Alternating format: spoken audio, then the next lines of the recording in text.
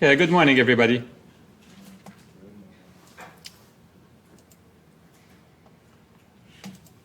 So a reminder, we're going to have our first midterm next week. Let's do it on Monday, and probably give you 24 hours to turn it in. Is that good? Okay. So we'll post it on Monday. We'll give you 24 hours to turn it in. What time on Monday? Probably after the class. Okay. So in the previous class, we talked about upsampling and downsampling, and we talked about quantization. So I just want to go back. And what I wanted to do, I wanted to run some MATLAB code, and unfortunately it looks like the MATLAB was not installed on the machine. It should have been. But nevertheless, I can post this for you, and you can run it at your leisure. Nevertheless, here is some samples of signal that is quantized. Hello? You hear it? What did it say? Hello? Hello? You hear the difference? Really? Nothing. Okay. Hello? More fuzzy.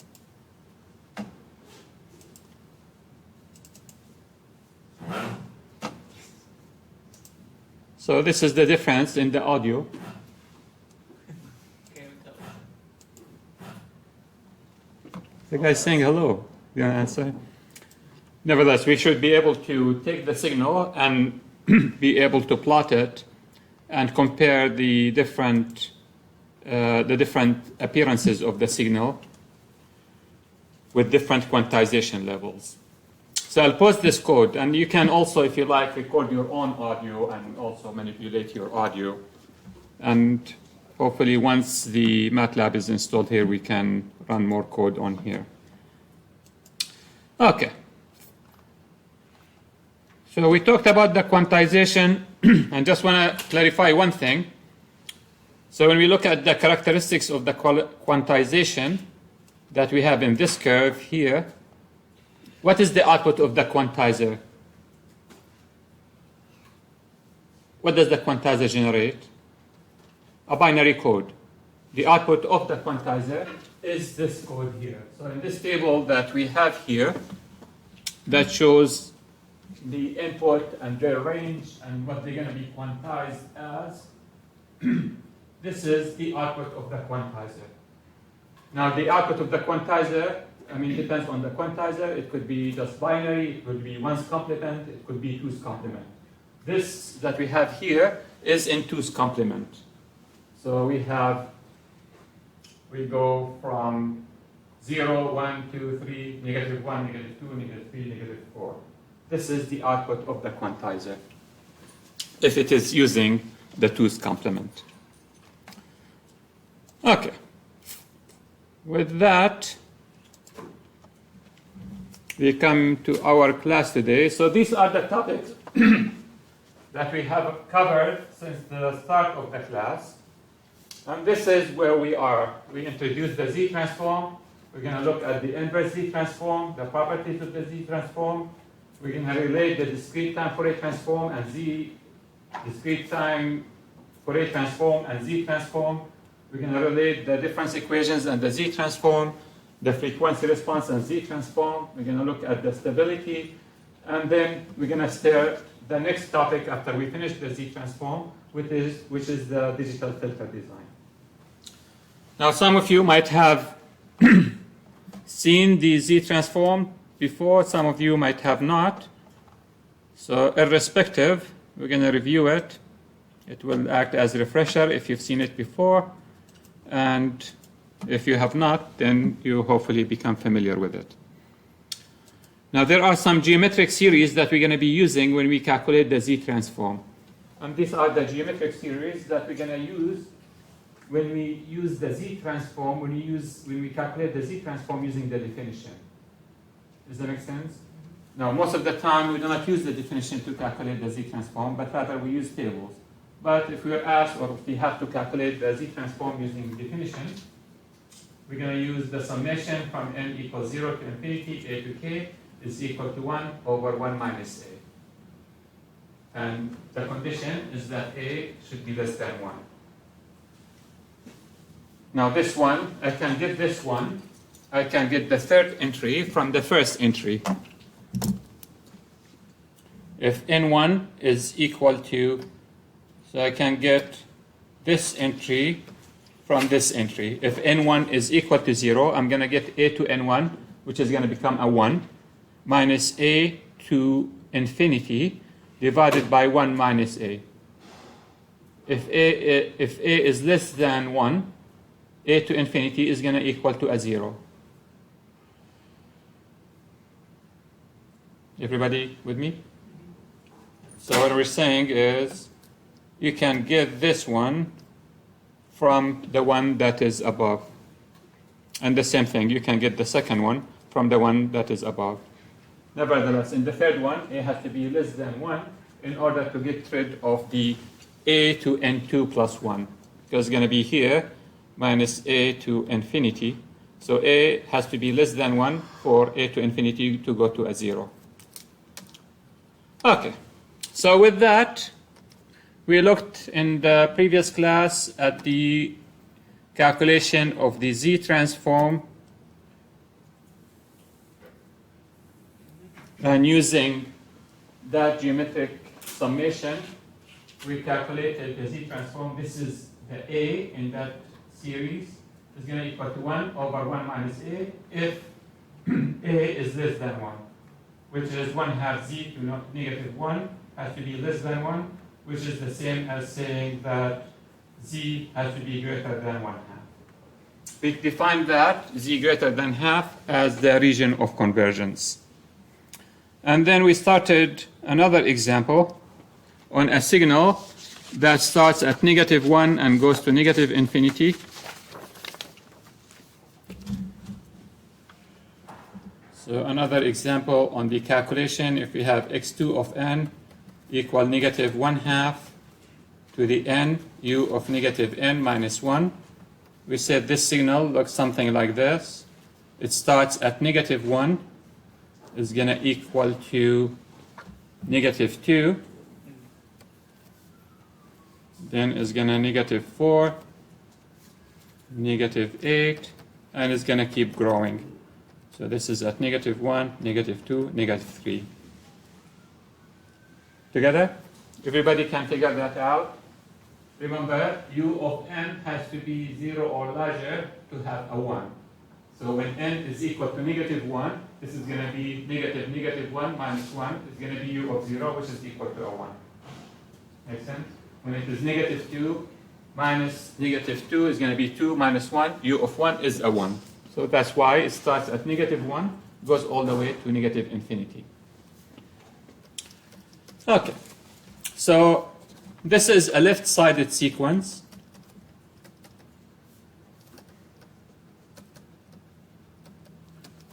And therefore, if we want to use the definition to calculate the Z transform, we have x2 of Z is going to equal the summation from n equal negative infinity to infinity, negative 1 half, u of negative n minus 1, Z to negative n. And since this ends at negative 1, we can write this as the summation n equal negative infinity to negative 1 minus 1 half to n, there is an n here, multiplied by Z to negative n.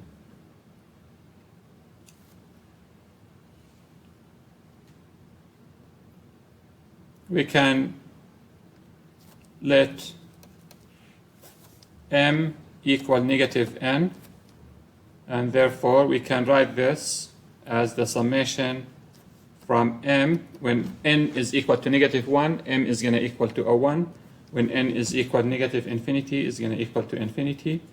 And then negative 1 half, n is going to equal negative m, Z is going to equal to m.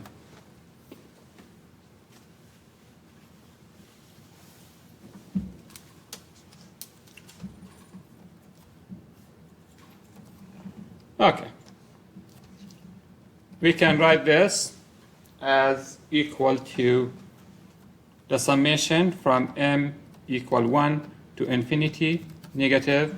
I can get rid of the negative m. I can write this as 2 to the m multiplied by z to the m.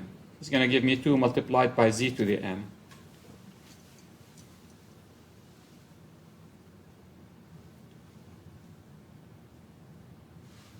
Okay, I can do one of two things. So we're going to do, to proceed, we're going to do either this or this. So what we can do is we can add a 1 and subtract a 1 to this summation. So I can add plus 1 and subtract plus 1. And if I do so, I'm going to be able to write this as equal to 1 minus the summation from m equals 0 to infinity of 2 multiplied by z to the power of m.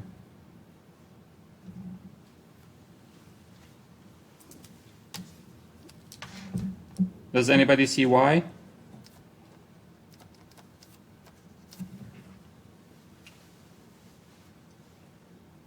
I can write this as equal to 1 minus, when m is equal to 0, what is this going to equal to? 2 multiplied by z to the power of 0, isn't it? Minus the summation from m equal 1 to infinity, 2 multiplied by z to the power of m. 1 minus 1 is going to cancel out. So 1 minus 1 is cancelling out. I got back my old expression. So just by adding 1, subtracting 1, I can just have the limit starting from 0.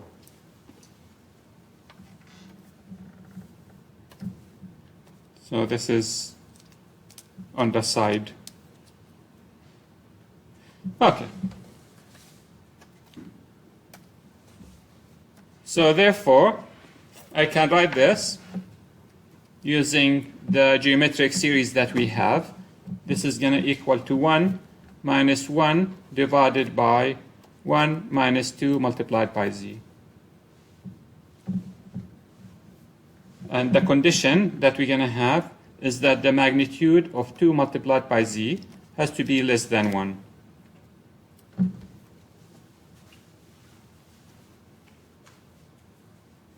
Together? Again, this is using this last one here. Summation from 0 to infinity, 1 over 1 minus a. Okay, so therefore, we can write this as equal to 1 minus, we can have a common denominator, 1 minus 2 multiplied by z, 1 minus 2 multiplied by z minus 1, which is going to equal to a negative 2z divided by 1 minus 2 multiplied by z, which is going to equal to a z divided by z minus 1/2.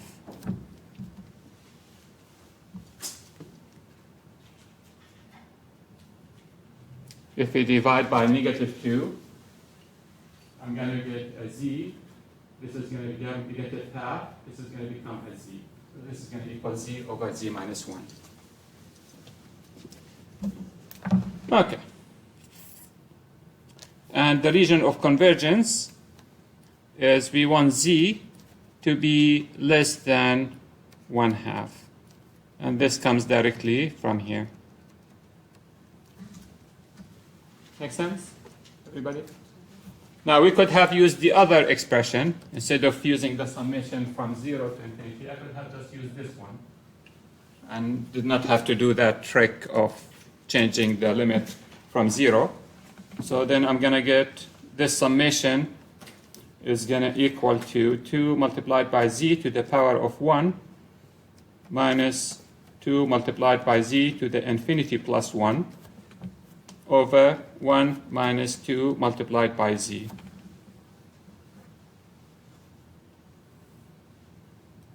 Make sense? Again, this is from this summation. N1 to N2 is going to equal a to N1 minus a to N2 plus 1. So if I use that summation, I'm going to get this expression here. Now, if 2z is less, if 2 multiplied by z magnitude is less than 1, this is going to equal to 2z divided by 1 minus 2 multiplied by z. And there is a minus sign here, sorry. There is a minus, and there's a minus sign here, which is going to equal to a z divided by z minus 1/2.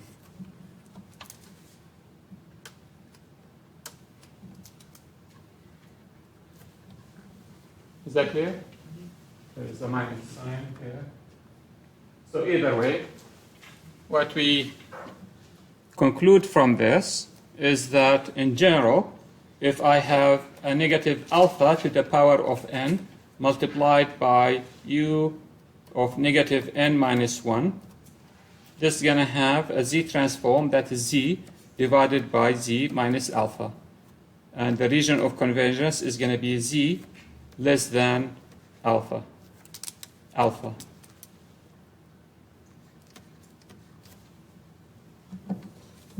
And therefore, we can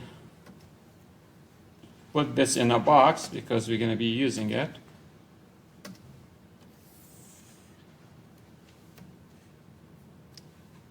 Now, if you look at this expression that we got, and the expression that we got when we looked at the right-sided sequence, what do we notice?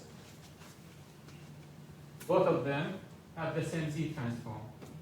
Remember when we looked at alpha to n, u of n, it has the same z transform, which is z over z minus alpha.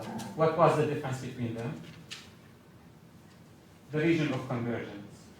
If the sequence is right-sided, z was such that it's greater than alpha. If it was left-sided, z is less than alpha. Okay. So looking at the last two sequences,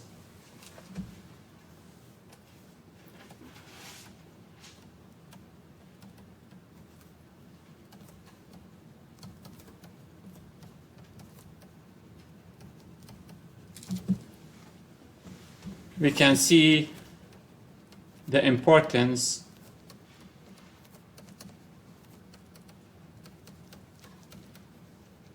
of region of convergence.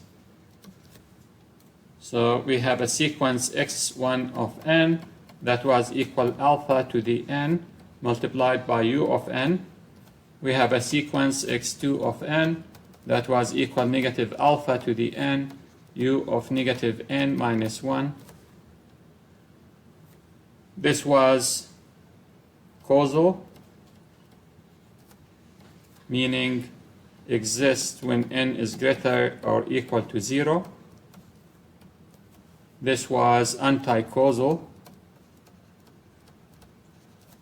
meaning it exists when n is less than 0. Both of these have a z transform x of z that is equal to z divided by z minus alpha. X of z is x1, x2 of z is equal to z divided by z minus alpha. However, the region of convergence for them is what's going to make them unique. Here, the region of convergence was z greater than alpha. Region of convergence here, z is less than alpha.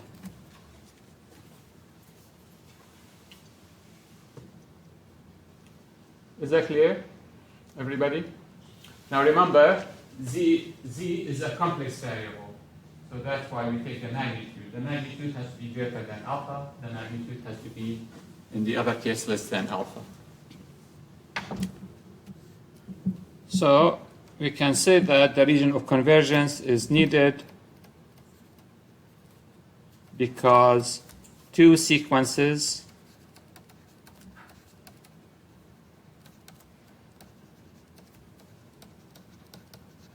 might have the same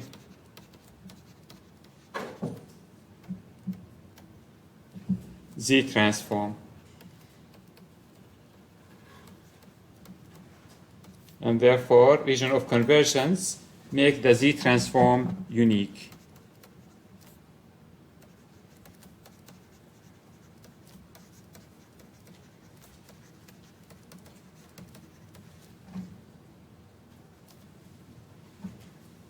Together? Okay.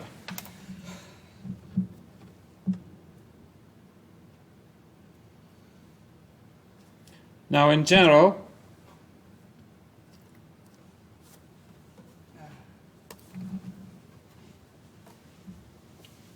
we showed the region of convergence in the z-plane on a pole zero plot.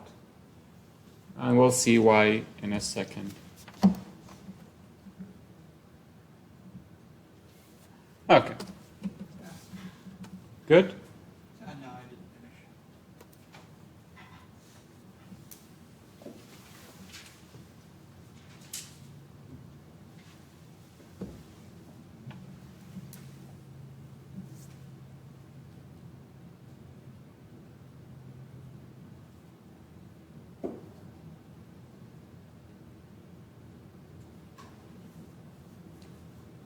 Okay. So the region of convergence is shown on a pole zero plot where a pole, what is a pole of x of z?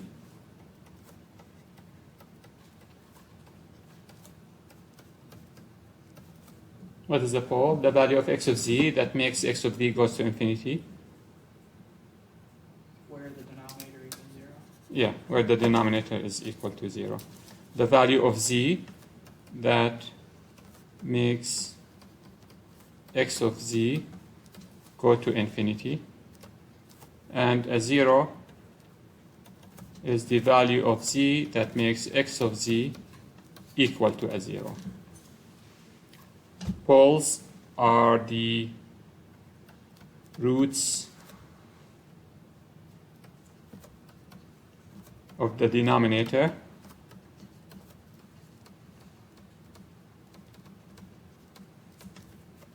of x of z, and zeros are the roots of the numerator.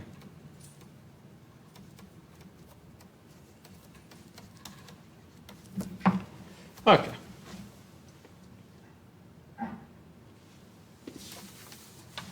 So let's look at the previous example and plot the region of convergence using the plot, the pole zero plot.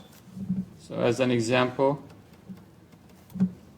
if we have x of z equal to z divided by z minus 1/2, and the region of convergence is greater than 1/2, what are the poles of this system? Z equal 1/2, and the zeros, z equal to a 0. And therefore, the way we represent the region of convergence here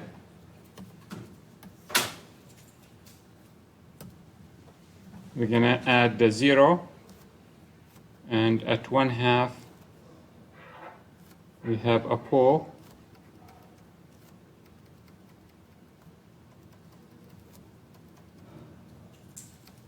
and the region of convergence is going to be z greater than 1/2, so it's going to be the outside of this circle.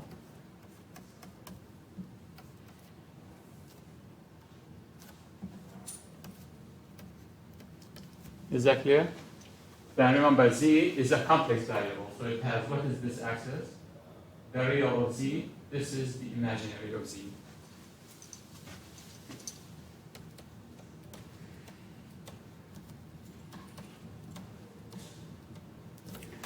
Okay, similarly, if we have an example where x of z is equal to z divided by z minus 1/2, and the region of convergence is less than 1/2, we have a pole at z equal to 1/2, we have a 0 at z equal to 0, and we're going to plot a graph that looks similar, except that the region of convergence is now inside the circle. So we're going to have a 0 here. We're going to have 1/2. Where did I plot the circle with a dotted line?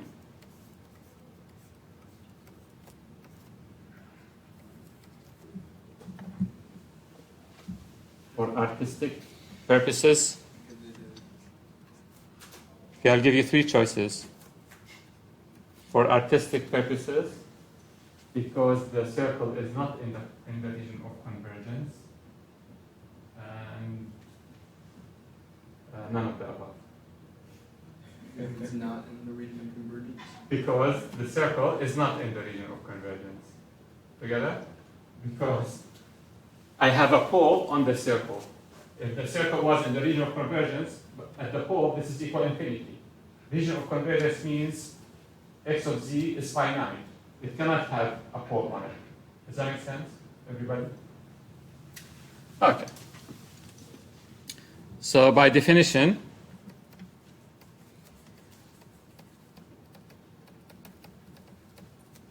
x of z, when z is equal to a pole, p0, goes to infinity. So therefore, poles are never in the region of convergence. Since region of convergence represents values of z for which x of z exists.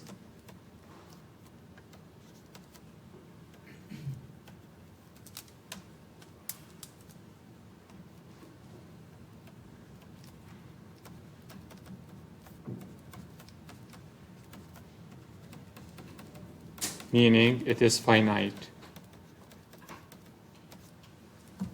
Okay. So what did we learn from all this?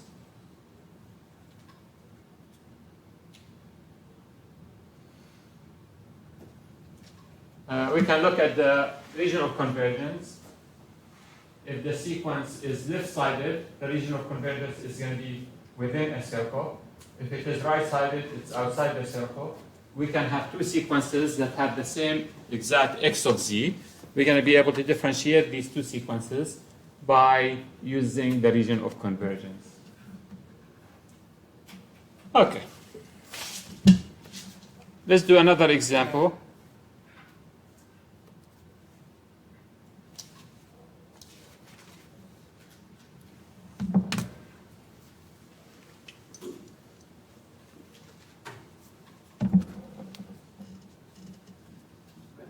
Done? Yeah. Let's do another example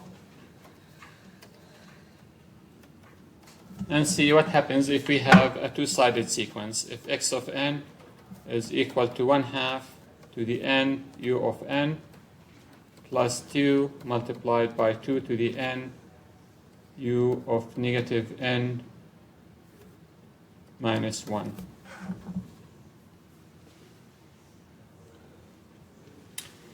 Okay, so if I plot this sequence,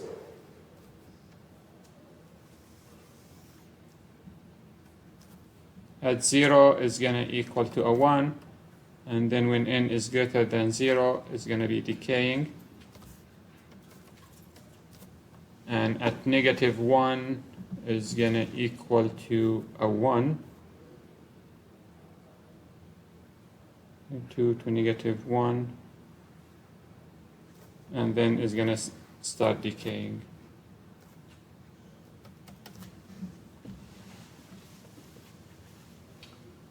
Okay.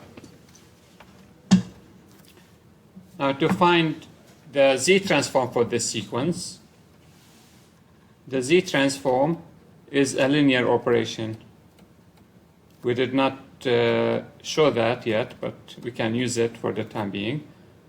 So what we can do, we can take this sequence and break it into 2 sequences. So the z transform of x of n is going to equal to the z transform of 1/2 to the n multiplied by u of n plus the z transform of 2 multiplied by 2 to the n u of negative n minus 1. So I broke this sequence into this sequence and this sequence. And I'm going to add them together to get the z transform for the overall sequence. Okay. What is the z transform of the first part of the sequence based on what we've done? This is going to equal to z divided by z minus 1/2. Agree? And the region of convergence is going to be z greater than 1/2. Again, using the table or using the example that we've done at the beginning. Z over z minus 1/2 and z greater than 1/2. And the second sequence is going to have a z transform that is going to equal negative 2 multiplied by z divided by z minus 2.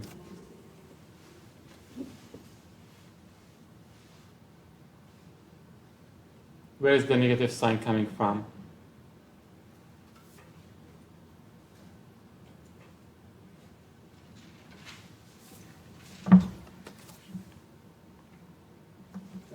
Then it's gotta be, it has to be the opposite.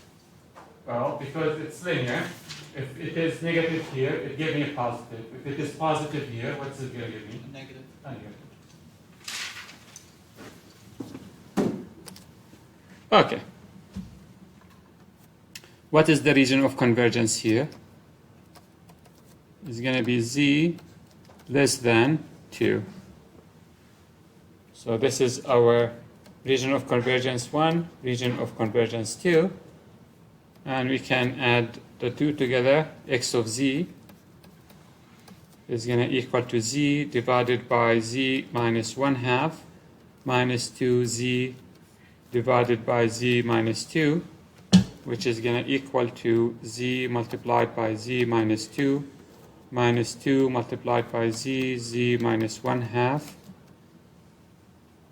divided by z minus 1/2 multiplied by z minus 2.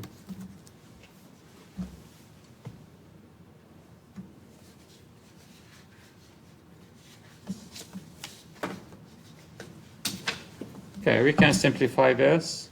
This is going to equal negative z multiplied by z plus 1 divided by z minus 1/2 multiplied by z minus 2.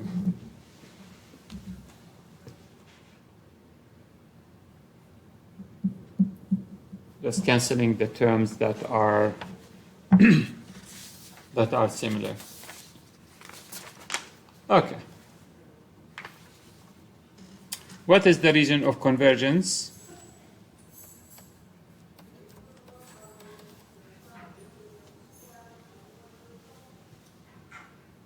What do you think the region of convergence is going to be? From 1/2 to 2, not inclusive. Excellent. It's going to be the intersection of R1 and R2. Because I want all of this to exist. So both terms have to be finite. So the region of convergence is going to equal to R1 intersection with R2, and therefore is going to be such that z is between 1/2 and 1/2.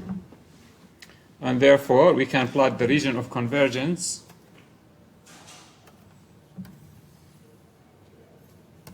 and we're going to have the poles and zeros. We have a 0,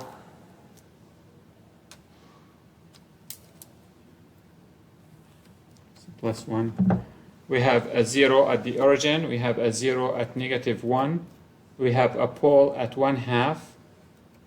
And we have a pole at 2.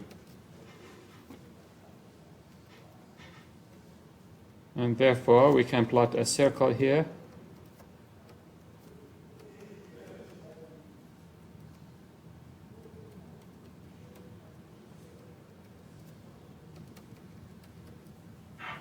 And this will be our region of convergence. Can the region of convergence have a 0 in it? Yes, it can. 0 is a finite value. So I can have a 0 inside the region of convergence. I cannot have a pole in the region of convergence. Make sense? Poles are not allowed to be in the region of convergence. Okay. What is the value of x of z when z, this was equal to 1/2? This is 1/2. This is 2. When z is equal to 1/8, what is x of z going to equal to? Infinity. When z is equal to 10, what is x of z going to equal to? Infinity. When z is equal to j10, infinity. When z is equal to 10 plus j10, infinity. Z, x of z is only finite in this donut-shaped region of convergence. Okay. Let's take another example.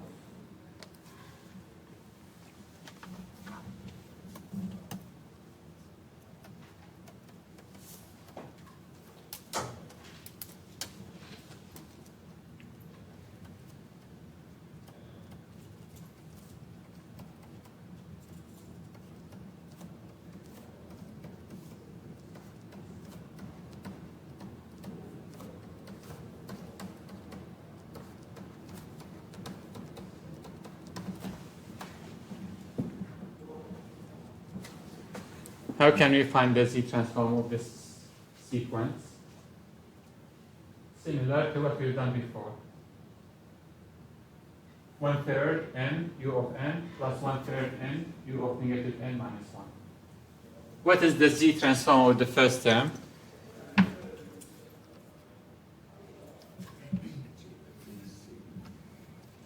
Z over z minus 1/3.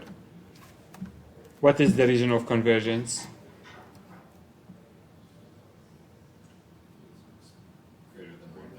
Z greater than 1/3. What is the x of z of the second expression? Minus z divided by z minus 1/3. Good? What is the region of convergence? Z less than 1/3.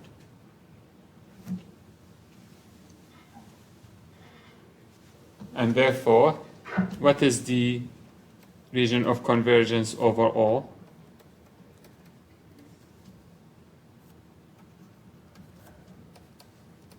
It's going to equal the intersection of R1 with R2. And what is that going to equal to?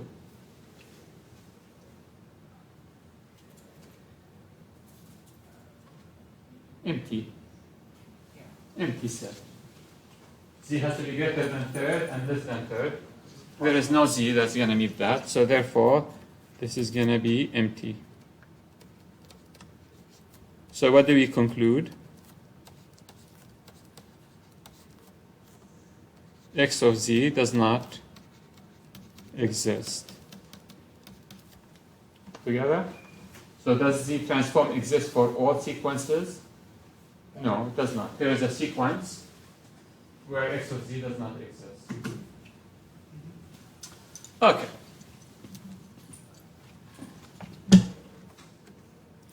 Let's do one more example.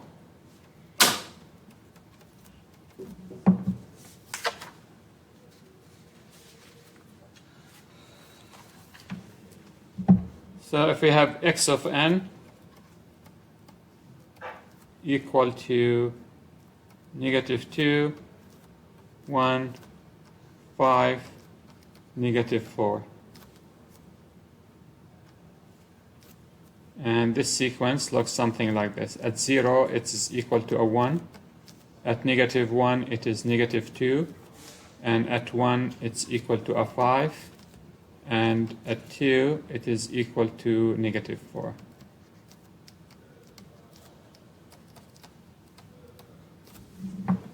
Together? So this arrow indicates where the 0 index is.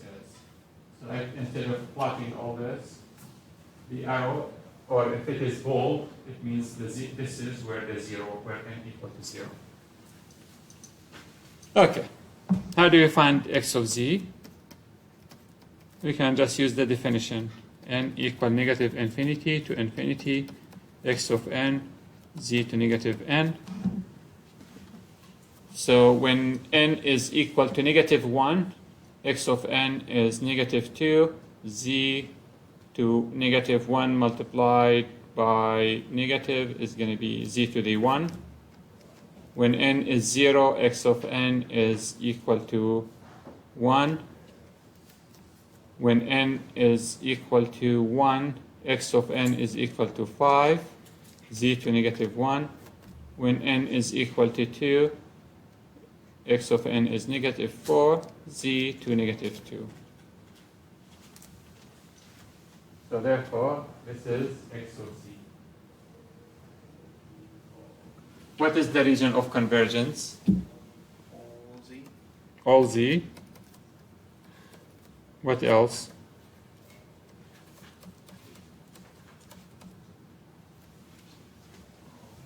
What can make this equal to infinity? Infinity. I mean, we have z, so infinity. What else?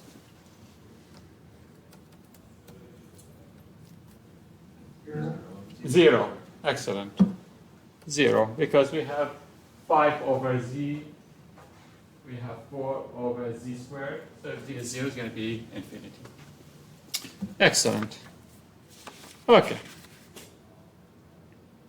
So let's summarize these points.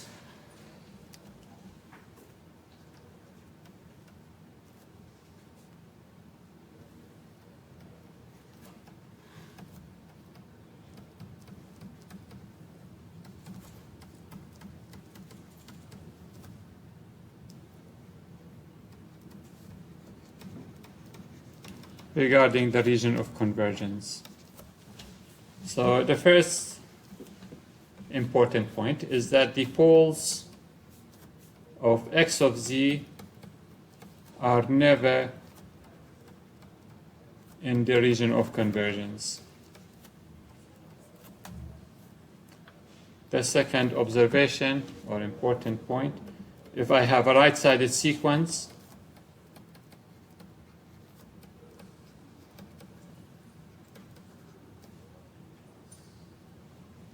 then the region of convergence is going to be z greater than the largest pole.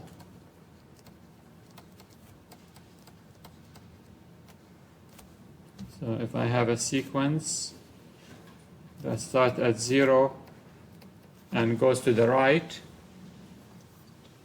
then the region of convergence is going to be such that z is greater than the largest pole. Why is, let me ask you, why is it always when we plot the region of convergence looks like a circle? Because that's how the absolute value, Magnitude. the magnitude affects. That's how the magnitude of a complex number, what the magnitude of a complex number generates. It's going to generate a circle. Make sense? Yeah. Okay. If I have a left-sided sequence,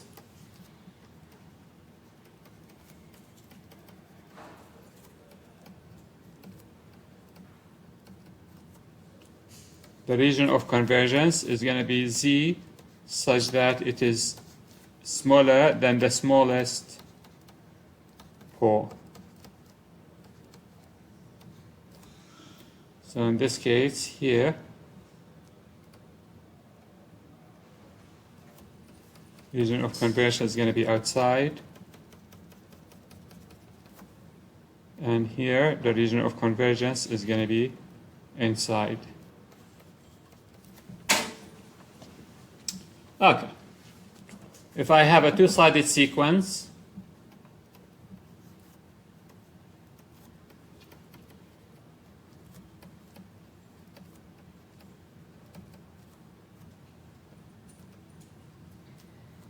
the region of convergence is going to be an annular ring such that the region of convergence is going to be greater than the largest poles from causal part and is going to be smaller than the poles from the anti-causal part.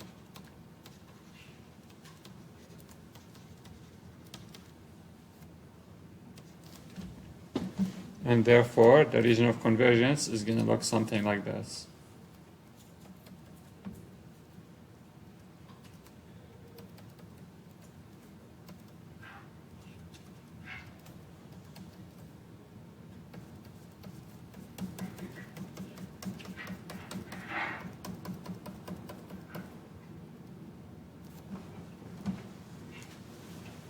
So this is going to be the largest pole from the causal side. We're going to go outside.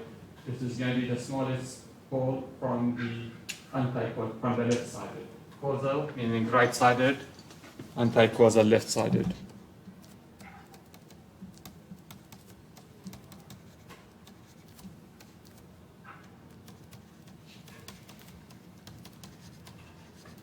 Okay. If I have a finite length sequence,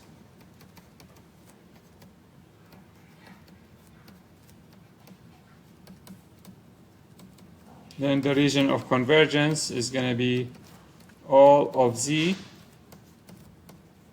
except possibly z equals 0 and infinity.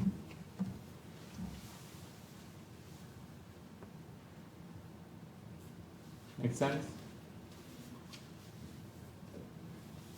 So I could have a region of convergence where it is all of z. I could have a region of convergence where z except z equals 0. I could have all z except z equals infinity, or all z except 0 and infinity. Any one of this combination. What was the sequence that had a region of convergence? That is all of z.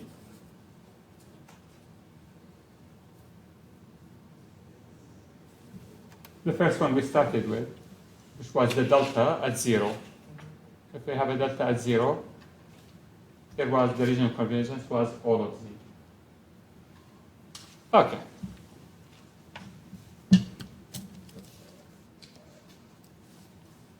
The sixth point we're going to make is that x of n is stable if and only if region of convergence contains unit circle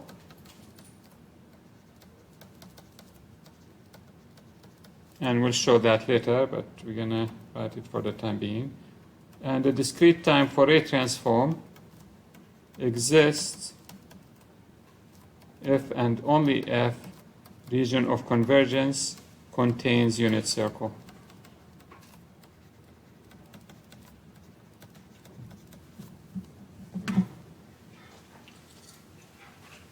X of n, because this is anyway, h of n if you like. H of n is stable if the region of convergence contains the unit circle. We can also find the discrete time Fourier transform for the sequence only if the region of convergence contains the unit circle. And we'll see this later, both of these later.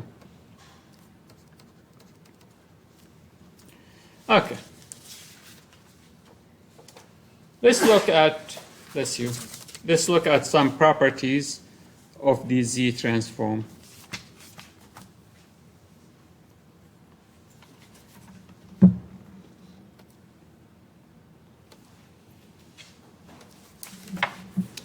Okay.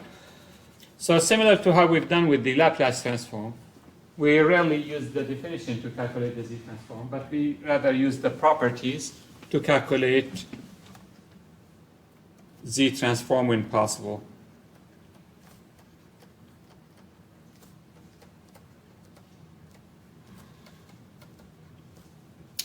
Okay, so assuming we have x of n that has a z transform that is x of z, and x of n is a causal sequence.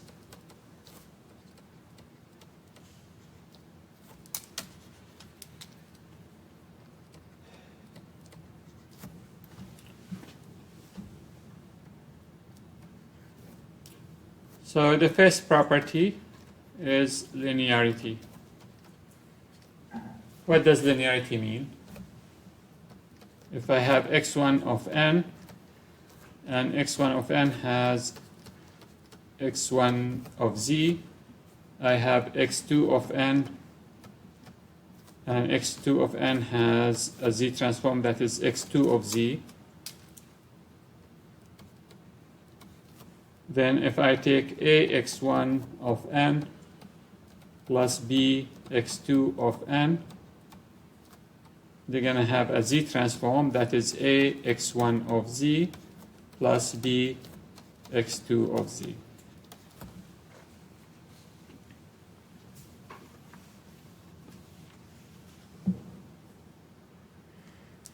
And region of convergence is going to be the intersection .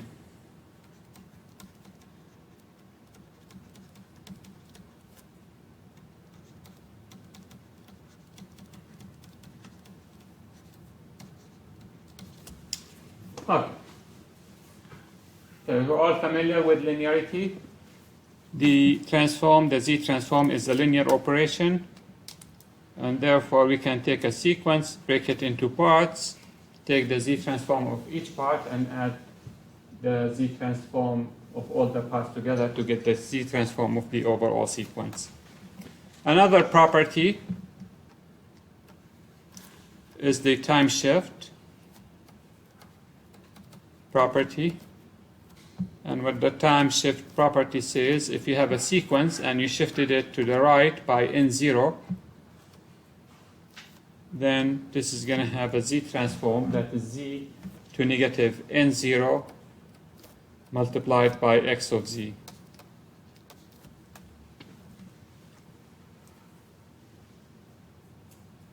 We're going to call this the general case.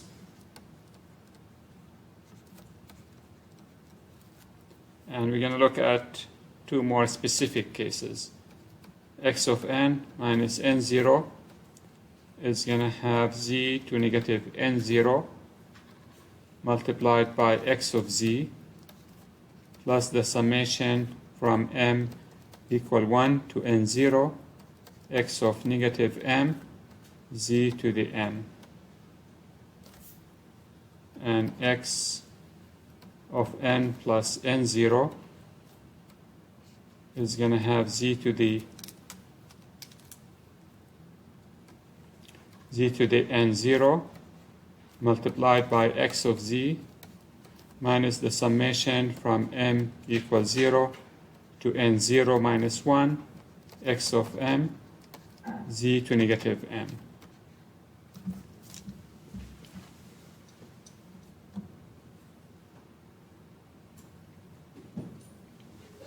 So this is the general case when there are no initial conditions. This is the case when there are initial conditions. And we'll see this later.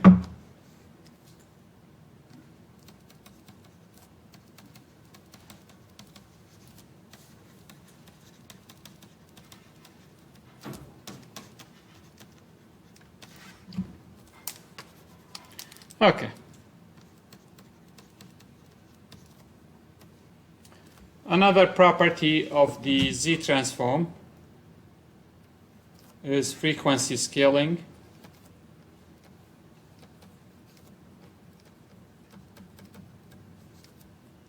If I have x of n that has a Z transform that is x of z, then if I multiply x of n by a to n, then it's going to have a Z transform that is x of z divided by a. And therefore, the region of convergence is going to be scaled by a.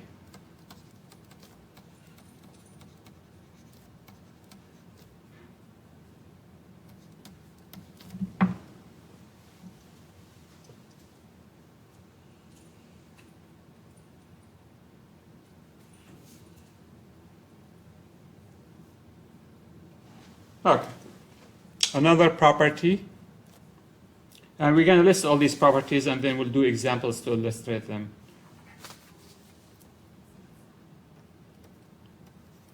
Another property is frequency differentiation.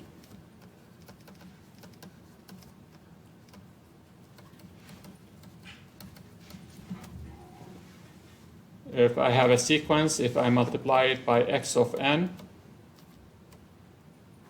is going to have a z transform that is negative z d by dz of x of z.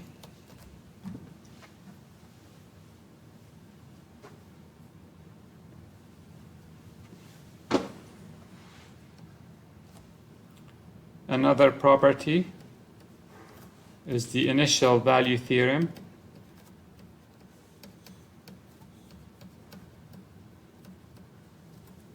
And this says that x of 0 is equal to the limit as z goes to infinity of x of z.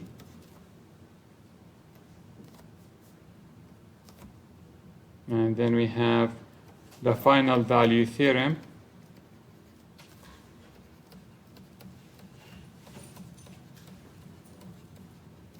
That says x at infinity is equal to the limit as z minus 1 multiplied by x of z as z goes to 1. And there's a condition that provided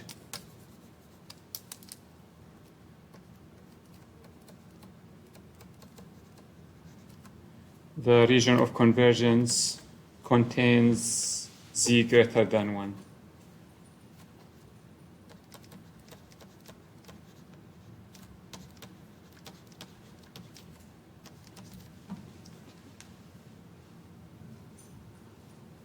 Finally,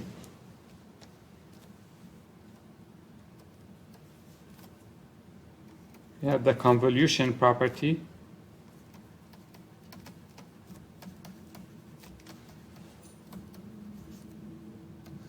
And this is if I have x of n convolved with h of n, then they're going to have a z transform that is x of z multiplied by h of z. So similar to the Fourier transform or the time domain with the continuous convolution, the time domain is multiplication was in the frequency domain. Convolution in the discrete time domain is multiplication in the z domain. Okay. Let's do some examples.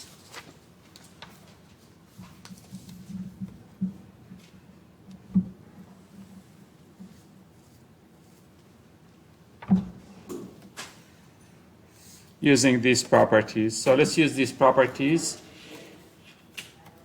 to calculate the z transform of some sequences of some signals.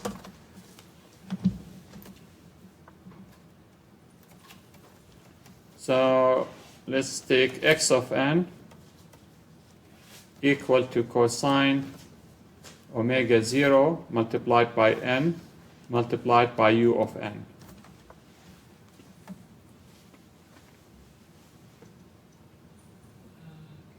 The omega naught n inside the cosine, right? Yeah, omega naught 0, omega 0 multiplied by n, subscript 0, omega 0. So it's a constant, it's not a variable.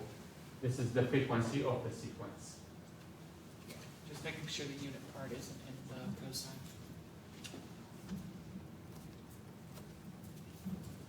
Cosine omega 0 sub 0. How do we find the z transform of this cosine? Using what we already know.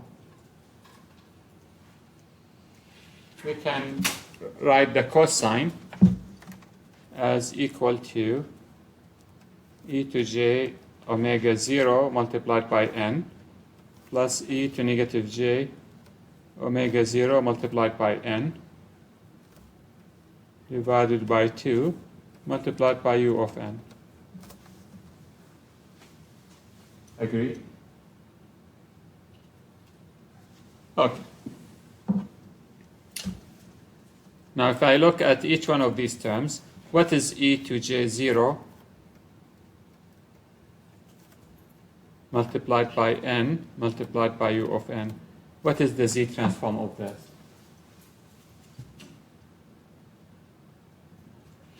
Looks complicated, doesn't it?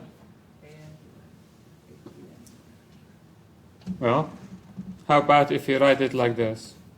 E to j omega 0 to the n multiplied by u of n. If this was an alpha to the n, it's going to be z over z minus alpha. But it's not an alpha, it's e to j omega 0. So it's going to be just equal to z over z minus e to j omega 0. Does that make sense, everybody?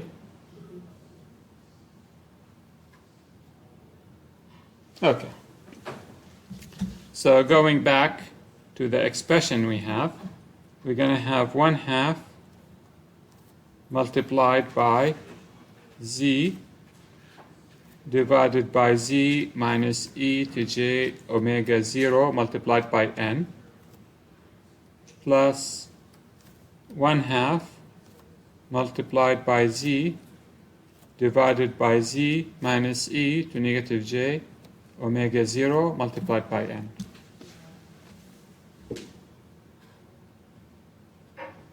Oh, e to j omega 0, there's no n.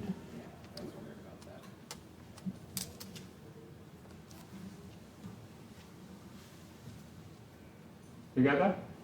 Again, follows directly.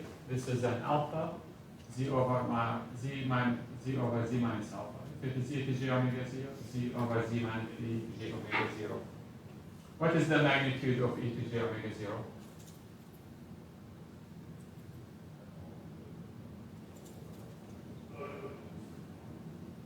One. It's a 1. It's a cosine plus j sine. Cosine squared plus sine squared is going to equal to always 1. Okay. So therefore, we can take this. We can have a common denominator.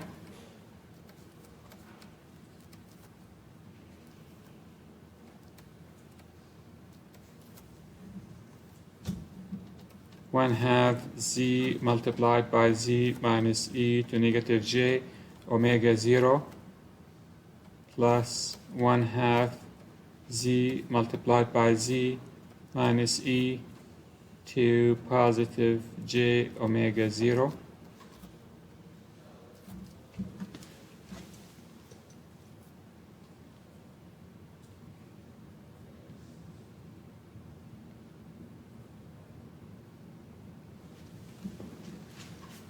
What is this going to equal to? 1/2 z squared. 1/2 z squared is going to give me z squared.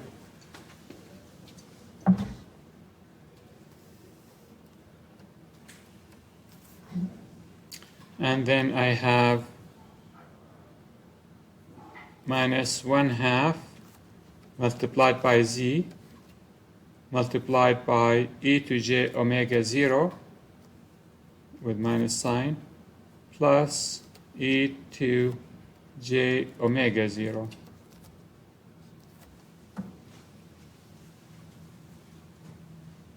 Minus 1/2 z e to negative j omega 0 minus 1/2 z e to plus j omega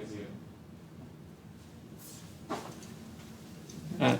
I can multiply the denominator. You're going to get z squared minus z multiplied by e to j omega 0 plus e to positive j omega 0 plus 1.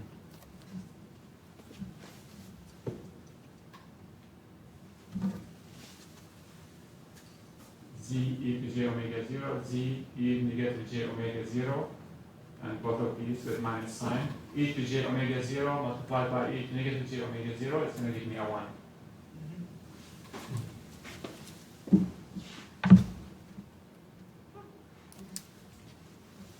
Okay.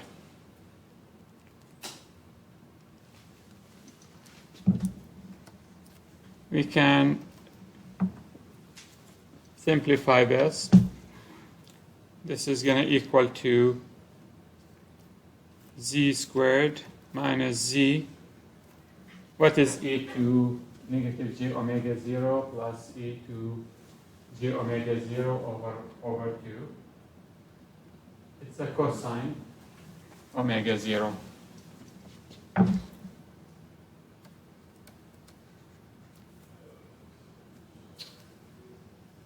Divided by z squared minus 2 multiplied by z multiplied by cosine omega 0 plus 1. Is it cosine only Tell me. when it's minus on the inside? Well, the order doesn't matter. E to j omega 0 plus e to negative j omega 0 is going to give you a cosine. If there's a minus between them, it's going to give you a sine.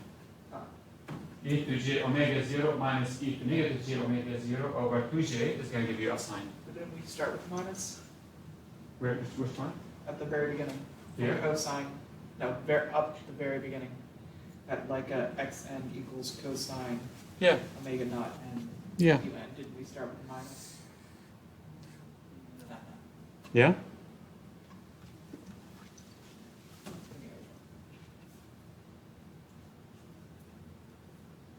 All good? Yeah. Okay. So therefore, we can write this as z divided by z minus cosine omega 0 divided by z squared minus 2 z cosine omega 0 plus 1.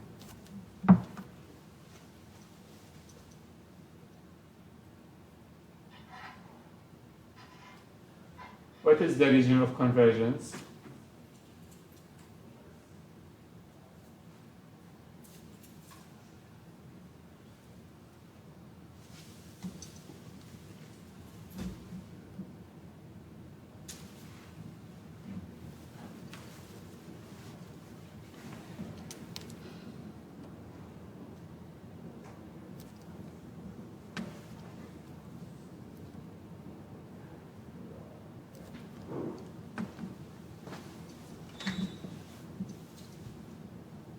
Anybody?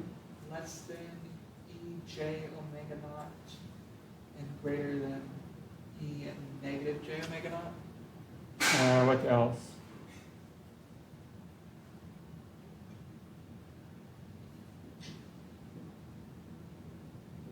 Is it greater than EJ omega naught? What else?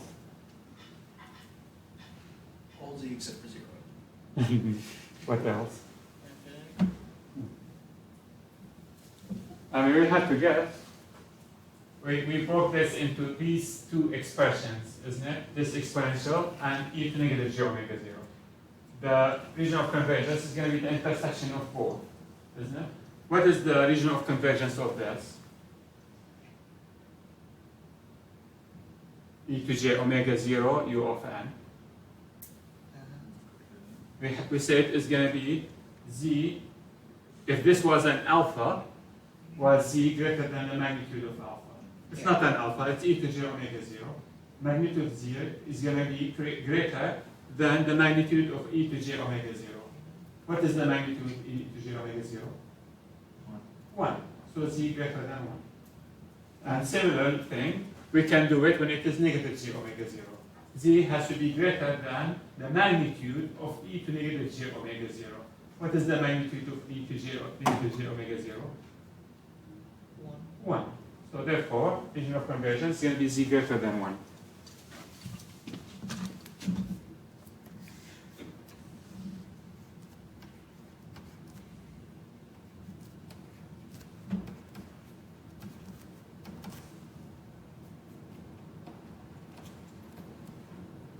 Remember.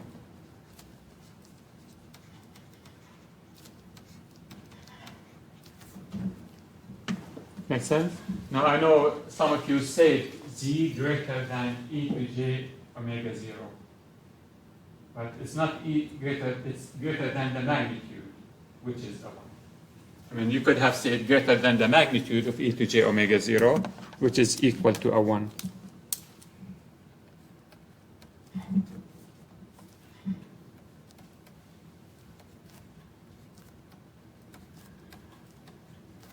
Okay. So therefore, if we have a cosine signal, the z transform of it is given by this, and the mean of convergence z greater than 1.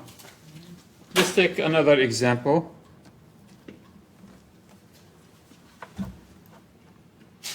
Now this entry, you will see it in the z transform tables.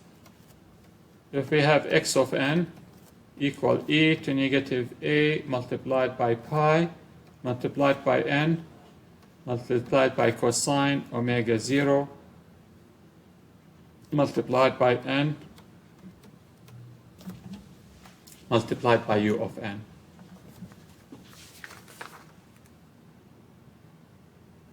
How can we find the z transform of this signal?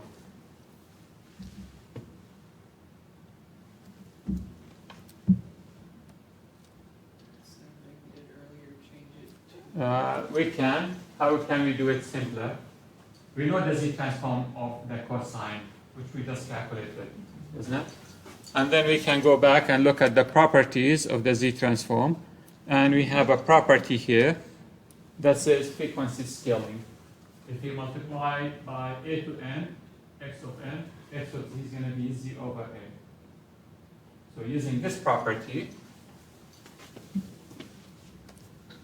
I can write this as a to n cosine omega 0 multiplied by n. Agree? Multiplied by u of n. So then we can use frequency scaling property.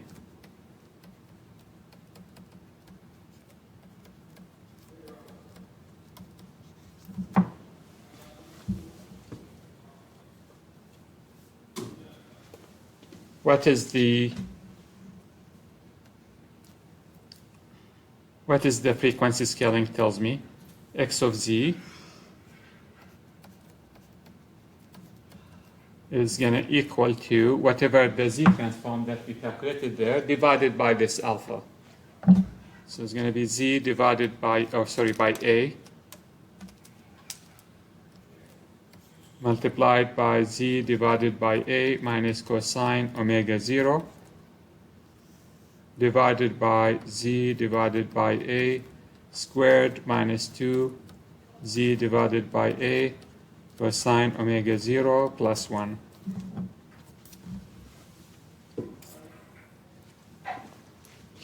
Which is going to equal to, if I multiply the numerator and denominator by a squared, I'm going to get z multiplied by z minus a multiplied by cosine omega 0 divided by z squared minus 2 a z cosine omega 0 plus a squared, where a, what was a equal to? E to negative a multiplied by a pi.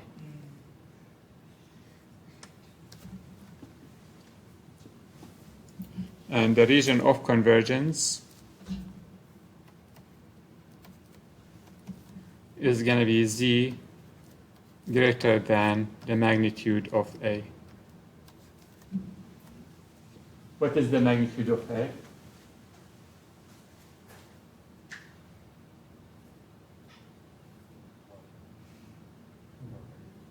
It's not 1 anymore. Why is it not 1? If it is e to j something, the magnitude is 1. If there's not e to j something, it's not 1. Make sense? If it is e to negative 1, then it's 1 over e. It's a real value. Make sense? So keep that in mind. E to jx is the magnitude is always 1. If it is not, if it's real, the exponent is real, then it has a magnitude. Sounds good? We'll stop here. Any questions?